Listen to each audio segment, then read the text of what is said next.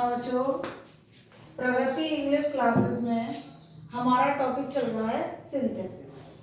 ठीक, सिंथेसिस में हमने फर्स्ट रूल देखा पार्टिसिपल का प्रयोग करके सिंपल सेंटेंस बनाना।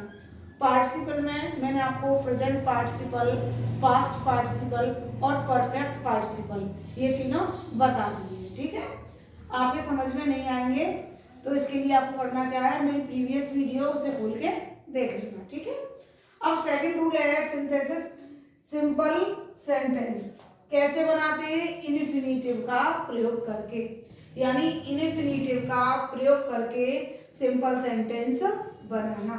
अब इन्फिनिटिव किसे कहते हैं बच्चों, ये इन्फिनिटिव क्या होता है?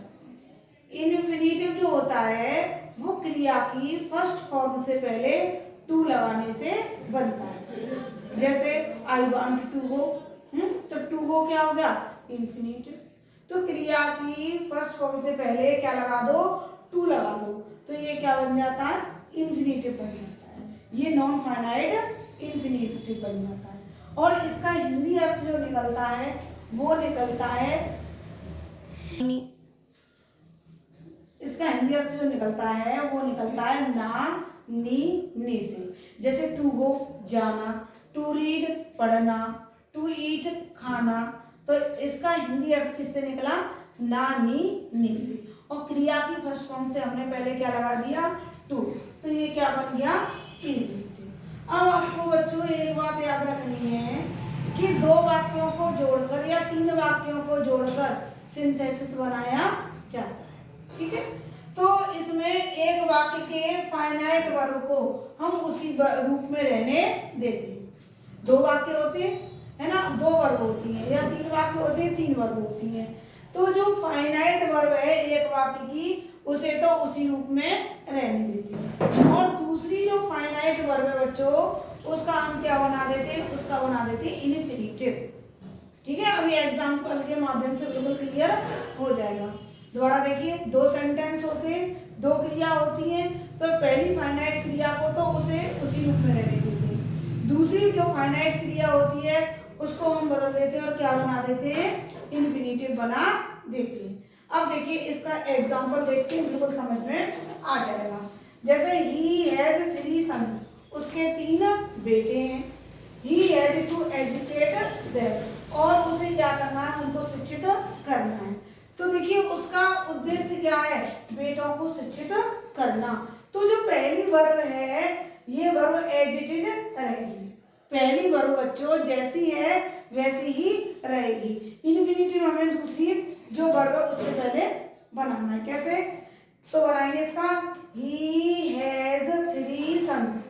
ठीक, फर्स्ट फॉर्म क्या है इसकी, एजुकेट, है ना, और एजुकेट से पहले ऑलरेडी क्या लगा हुआ है, टू, तो ये हमारा पहले से ही क्या बना हुआ है, इन्फिनिटिव। हमें हैज का यूज नहीं करना है, टू से इसको कनेक्ट कर देना है, इसको जोड़ देना है टू से, है ना। फर्स्ट फॉर्म एजुकेट है ही, तो क्या बना, he has 3 sons to educate them, बन गया क्या आपका सिंपल सेंटेंस।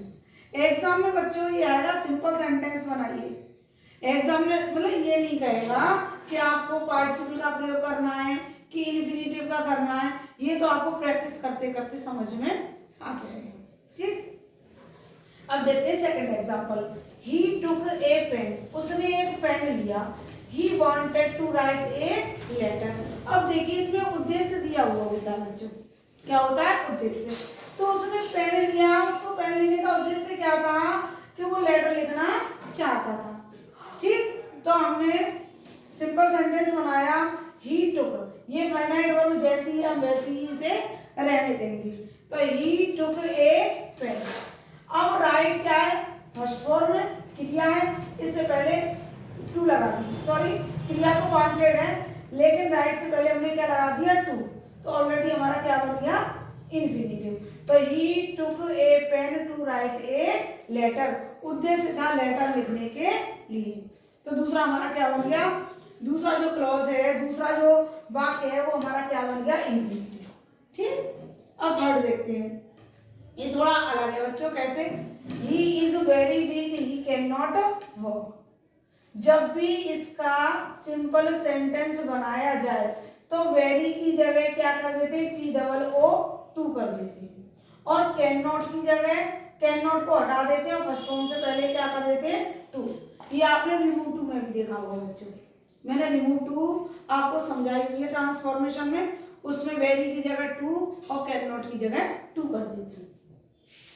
तो यहाँ पे सिंपल सेंटेंस में देखिए क्या करना है हमें, ही इज, वेरी की जगह कर दिया टू, वीक, कैन नॉट को हटा दिया और टू वो, ये बन गया। इसका एक ही तरीका है बेटा, ये वेरी वाले का सिंपल आपका हमेशा ऐसे ही बनेगा, ठीक। रिमूव टू में भी, एड टू में भी ऐसे ही बनेगा, और आपका सिंपल सेंटेंस भी इसी तरीके से बनेगा। आई होप स्टूडेंट्स ये आपको समझ में आ गया होगा। कल का हमारा नेक्स्ट टॉपिक होगा सिंपल सेंटेंस का, ठीक है बच्चों।